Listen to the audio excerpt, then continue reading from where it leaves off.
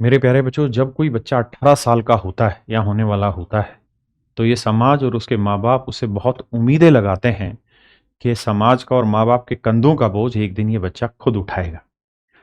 बहुत सारे गरीब परिवार के बच्चे ऐसे होते हैं जो तुरंत ही 12वीं पास करते ही सरकारी नौकरी की तैयारी करने का तरीका ढूँढते हैं, जानकारी ढूँढने की कोशिश करते हैं और उसके बाद फिर तैयारी करना स्टार्ट करते हैं। तो मेरे प्यारे बच्चों, जब आप 12वीं पास कर लेते हैं या 12वीं क्लास में होते हैं तब भी, तो बहुत सारी सरकारी नौकरी लेने के मौके होते हैं और जो समझदार बच्चा होता है वो यही होता है, वही बच्चा समझदार कहलाता है, जो सही एज में तैयारी करना स्टार्ट करता है। आज के समय में कॉम्पिटिशन इतना ज़्यादा है कि बच्चे जब कॉलेज से पास आउट हो जाते हैं, उसके बाद वो तैयारी करना शुरू कर देते हैं और फिर उस तैयारी में वो 1 से 2 साल लगा देते हैं।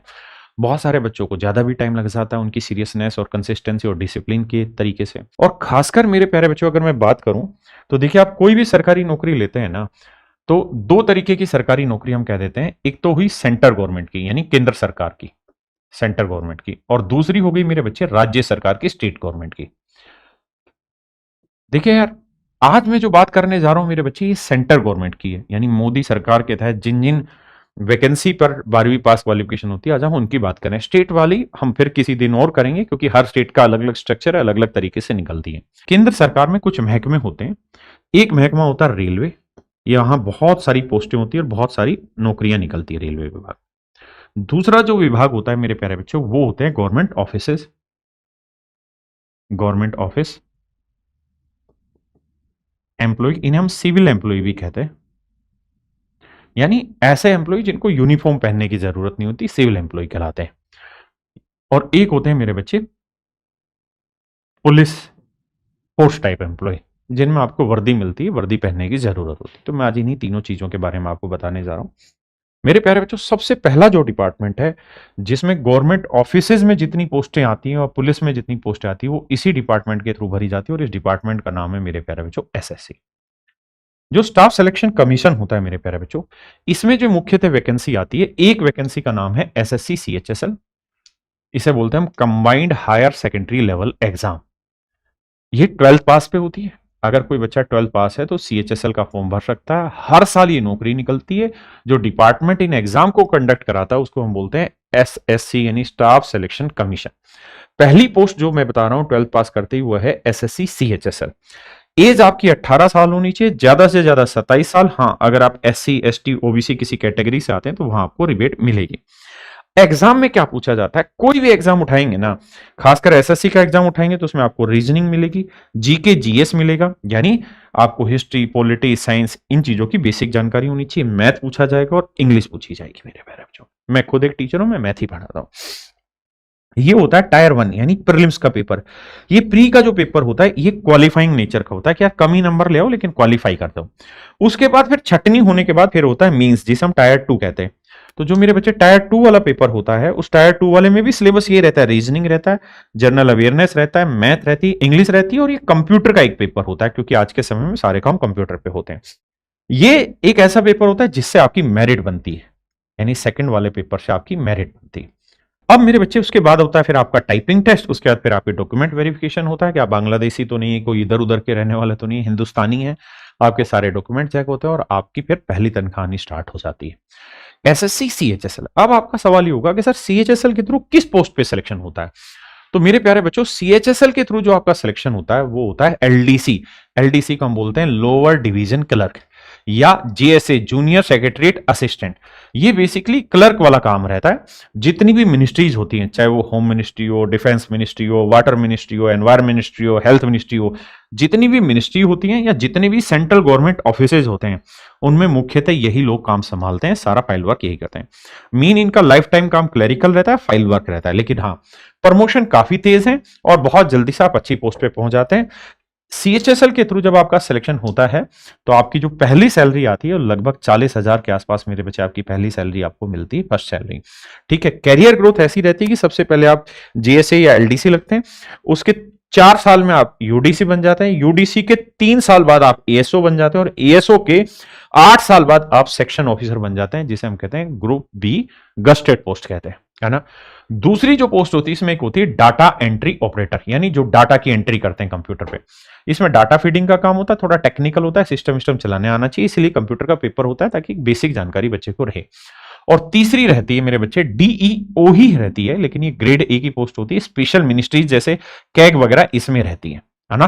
भाई ये तीनों के तीनों मेरे बच्चे सीएचएसएल के ही थ्रू जाती है। अगली जो वैकेंसी आती है एसएससी जीडी कांस्टेबल। जीडी का मतलब होता है ग्राउंड ड्यूटी वाले पोस्ट। जो देखिए यार, ये 10th पास वाले बच्चे होते हैं, किसी भी बोर्ड से 10वीं पास होना चाहिए, एज 18 से 23 साल होनी चाहिए। इसमें भी पेपर में ही पूछा जाता है, जीके जीएस पूछा जाता है, रीजनिंग, मैथ, हिंदी या इंग्लिश में से कोई एक, यानी मैथ, रीजनिंग, जीके जीएस, ये तो हर एक पेपर में पूछा जाएगा। कुछ में हिंदी पूछी जाती है, कुछ में इंग्लिश पूछी जाती है। इसके बाद फिर इसमें फिजिकल होता है, भागदौड़ करनी होती है, फिर मेडिकल और फिर डॉक्यूमेंट वेरिफिकेशन।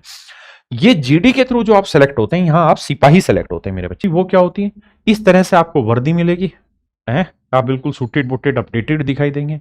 जो बॉर्डर सिक्योरिटी फोर्सेज होती है, सीआईएसएफ होती है, सीआरपीएफ होती है, आईटीबीपी होती है, सीमा सशस्त्र बल होता है मेरे प्यारे बच्चों, आसाम राइफल होती है, एनआईए होती है, नेशनल इन्वेस्टिगेशन एजेंसी, और एक नई मतलब आप कह सकते हैं पोस्ट जोड़ी जिसका नाम है एसएसएफ। मेरिट सबसे ज्यादा इसी की जाती है, जिसे हम बोलते हैं सेक्रेटरीट सिक्योरिटी फोर्सेज। इनका मुख्यतः काम होता है कि दिल्ली में जितने भी सेक्रेटरीट हैं, पार्लियामेंट है, सेक्रेटरीट है, सेक्रेटरीट का मतलब जहां पे मंत्रालय काम करते हैं, जहां मंत्री बैठते हैं, इनकी सिक्योरिटी का जिम्मा भी मेरे बच्चे एसएसएफ के पास होता है, इन्हीं का जिम्मा एसएसएफ के पास होता है। तो ये एक ऐसी नौकरी जिसे हम कह सकते हैं कि 5-6 घंटे की नौकरी होती है। आगे की तैयारी करने वाले बच्चों के लिए एक अच्छा सुनहरा मौका मिलता है, पूरा प्रॉपर टाइम मिलता है, जीवन भर दिल्ली में ही पोस्टिंग होती है। हमेशा ही आपकी ऐसी जगह पोस्टिंग होती है जहां आपके आसपास मंत्री घूम रहे होते हैं। तो ये जीडी के थ्रू जो भरी जाती है, अच्छी पोस्ट होती है। सबसे पहले आप कांस्टेबल की पोस्ट पे लगते हैं, उसके बाद फिर हवलदार बनते हैं, हवलदार हेड कांस्टेबल से एएसआई, एएसआई से एसआई, एसआई से फिर इंस्पेक्टर बनते हैं, और उससे आगे भी जाने के मौके मिलते हैं जीडी के थ्रू मेरे प्यारे बच्चों। अब आता हूं मैं वापसी से, अगला जो रहता है मेरे प्यारे बच्चों, उसे हम बोलते हैं सिलेक्शन पोस्ट। एसएससी एक और एग्जाम कराता है जिसे हम बोलते हैं एसएससी सिलेक्शन पोस्ट। इसमें जो भरा जाता है सिलेक्शन पोस्ट के थ्रू भी बताता हूं, और एक आता है एसएससी स्टेनोग्राफर। जिन बच्चों ने स्टेनोग्राफर किया हुआ वो भी कर सकते हैं, दोनों चीजें। 12th क्वालिफिकेशन होती है, 18 से 25 साल उम्र होती है। और मजे की बात क्या है कि जो इस सिलेक्शन पोस्ट है ना, इसके लिए मेरे प्यारे बच्चों एग्जाम वैसा ही है जैसा बाकियों के लिए, यानी रीजनिंग पूछा जाएगा, जीके जीएस पूछा जाएगा, मैथ और इंग्लिश पूछी जाएगी। हाँ, जो बच्चे स्टेनोग्राफर दे रहे हैं उनको अलग से टाइपिंग टेस्ट देना पड़ेगा, यानी स्टेनोग्राफर का टेस्ट उनको अलग से देना पड़ेगा। उसके बाद मेडिकल और डॉक्यूमेंट वेरिफिकेशन होता है। सिलेक्शन पोस्ट बेसिकली जो होता है मेरे बच्चे, 3 तरीके से सिलेक्शन पोस्ट की वैकेंसी निकलती है। एक निकलती है मैट्रिकुलेशन लेवल पे, 10th लेवल पे। इसमें होती है मल्टीटास्किंग स्टाफ, ये एमटीएस बोला जाता है, यानी जिसे हम देसी भाषा में चपड़ासी भी कह सकते हैं, लेकिन चपड़ासी बहुत घटिया शब्द है, एमटीएस बोलेंगे इसे। या लेबोरेटरी अटेंडेंट होते हैं, या फील्ड अटेंडेंट होते हैं, या जूनियर ऑपरेटर होते हैं, या स्टोर अटेंडेंट होते हैं, या टेक्निकल अटेंडेंट होते हैं, या वर्कशॉप अटेंडेंट होते हैं। ये 10th लेवल पे होती है। और सिलेक्शन पोस्ट में हायर सेकेंडरी लेवल पे क्या होती है, देखिए बहुत सारी ऐसी मिनिस्ट्रीज होती हैं जिनमें बहुत कम पोस्टें होती हैं, जिनमें बहुत ज्यादा पोस्टें होती हैं वो तो सीएचएसएल के थ्रू भराया जाता है। जैसे किसी डिपार्टमेंट में 2 ही वैकेंसी, किसी में 1 वैकेंसी, तो ये डिपार्टमेंट सिलेक्शन पोस्ट के थ्रू एक नई वैकेंसी निकालते हैं और वहां भरते हैं। तो जो 12th लेवल पे होते हैं वो एलडीसी बनते हैं, डीईओ बनते हैं, जूनियर सेक्रेटरी असिस्टेंट बनते हैं, जेटीए बनते हैं, स्टैटिस्टिकल असिस्टेंट बनते हैं, लेबोरेटरी असिस्टेंट बनते हैं। और ये होती है मेरे बच्चे ग्रेजुएट लेवल पे। तो अभी हम ग्रेजुएट लेवल की बात नहीं करें, अभी हम 10th और 12th लेवल की ही नौकरियों की बात कर रहे हैं। प्रमोशन ऐसा रहता है कि पहले एंट्री पोस्ट होता है, फिर 5 साल में सीनियर असिस्टेंट, उसके 5 साल बाद ऑफिसर लेवल, उसके बाद हायर ऑफिसर लेवल। इस तरह से आप आगे प्रमोट होते चले जाते हैं। तो ये मेरे प्यारे बच्चों वैकेंसी होती हैं जिन्हें स्टाफ सिलेक्शन कमीशन भरता है, चाहे वो सीएचएसएल लेवल पे हो जिसमें 12th क्वालिफिकेशन है, फिर चाहे जीडी हो जिसमें 10th क्वालिफिकेशन है, फिर सिलेक्शन पोस्ट होती है जिसमें 10th भी है और 12th वाली भी है। ये सारे exam staff selection commission conduct कराता है। सभी में मैथ पूछा जाएगा, रीजनिंग पूछा जाएगा, जीके जीएस पूछा जाएगा और इंग्लिश पूछा जाएगा। जीडी में इंग्लिश और हिंदी में से कोई भी एक सब्जेक्ट चुन सकते हैं। अगर आप बहुत सिस्टमेटिक तैयारी करना चाहते हैं और बहुत कम फीस में तैयारी करना चाहते हैं, जहां से लाखों बच्चे तैयारी कर रहे हैं, तो मेरे प्यारे बच्चों हमारा एक बेहतरीन बैच है कैरियरविल ऐप। पहले तो डाउनलोड कर लीजिए। कैरियरविल ऐप पे एसएससी प्रथम बैच आता है। ये बिल्कुल फाउंडेशन बैच है, नए बच्चे के लिए बैच है, जहां बिल्कुल जीरो से धीरे धीरे धीरे धीरे छोटी छोटी बातें सिखाते हुए हम आगे बढ़ते हैं। और इसकी फीस मात्र 999 रुपए। ऑनलाइन ये बैच आपको अवेलेबल मिल जाएगा कैरियरविल ऐप पे। अभी जाकर कर सकते हैं। अभी ये नया बैच 1 मई से स्टार्ट हुआ, हर महीने की 1 तारीख को ये बैच स्टार्ट होता है। और इसमें मैथ मैं खुद कराने लग रहा हूं, साथ के साथ दूसरे टीचर भी, विनय सर भी हैं, इंग्लिश में भी 2-2 टीचर हैं, रीजनिंग में पीयूष वासने सर हैं, जीके जीएस की पूरी टीम है। तो इस एसएससी प्रथम बैच से चाहे आप जीडी की तैयारी कर रहे हो या सीएचएसएल की तैयारी कर रहे हो या किसी भी कॉम्पिटिटिव एग्जाम की तैयारी कर रहे हैं, सारे एग्जाम, चाहे आईबी की भी तैयारी कर रहे हैं मेरे बच्चे, तो इसी बैच से इजीली क्वालिफाई कर लेंगे। अब मेरे प्यारे बच्चों, हम बात करते हैं अगले पोस्ट की, जिसको हम बोलते हैं रेलवे रिक्रूटमेंट बोर्ड। तो जो रेलवे रिक्रूटमेंट बोर्ड है, आरआरबी, इसके थ्रू भी बहुत सारी ऐसी पोस्टें निकलती है जो 10th और 12th लेवल पर होती है। सबसे पहले हम बात करते हैं आरआरबी एनटीपीसी 12th लेवल पर। एनटीपीसी की फुल फॉर्म होती है नॉन टेक्निकल, यानी जो पोस्टें टेक्निकल नहीं है लेकिन बहुत मशहूर हैं, बहुत पॉपुलर हैं। जैसे आपने देखा होगा ट्रेन में टीटी आता है, टिकट चेक करता है ना। आप जैसे ही स्टेशन से बाहर निकलते हैं, एक और टीटी खड़ा रहता है, वो टिकट चेक करता है। एक जो टिकट देता है किसी को, है ना। बहुत सारे ऐसे काम होते हैं ट्रेन में जो टेक्निकल नहीं होते। तो उन पोस्टों के लिए एनटीपीसी 12th लेवल का एक एग्जाम होता है, 12th पास का एग्जाम होता है। 18 से 33 साल उम्र होती है, बाकी छूट रहती है अलग अलग। 2 एग्जाम होते हैं। पहला होता है सीबीटी 1, कंप्यूटर बेस्ड टेस्ट 1। इसमें मैथ, रीजनिंग और जीके, यहां इंग्लिश नहीं पूछी जाती, मैथ, रीजनिंग, जीके होती है। ये क्वालिफाइंग नेचर का होता है। दूसरा पेपर होता है मैथ, रीजनिंग और जीके, इसी से मेरिट बनती है।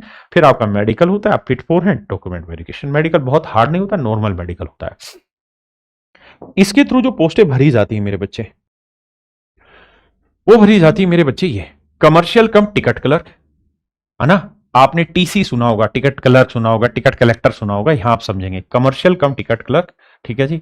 एक आपने सुना होगा अकाउंट्स क्लर्क कम टाइपिस्ट, एक है जूनियर क्लर्क कम टाइपिस्ट, एक जूनियर टाइम कीपर, और एक होता है ट्रेन क्लर्क। जो ट्रेन क्लर्क होता है वो ट्रेन में टिकटें चेक करता है। जो कमर्शियल टिकट क्लर्क होता है वो स्टेशन पर खड़ा होकर मेरे बच्चे टिकटें चेक करता है। तो ये वो सारी पोस्टें हैं जो एनटीपीसी अंडर ग्रेजुएट लेवल यानी 12th लेवल पर जिनको भरा जाता है, और इनकी तनख्वाह भी अच्छी होती है। अब आते हैं मेरे बच्चे अगली पोस्ट पे। अच्छा, इसमें प्रमोशन चांसेस भी बहुत अच्छे हैं, है ना। ऐसा नहीं है कि प्रमोशन चांसेस नहीं है। अब मेरे बच्चे हम आते हैं आगे ग्रुप डी पे। ये एक अपने आप में बहुत मशहूर पोस्ट होती है, RRB group D, railway recruitment board group D की पोस्टें।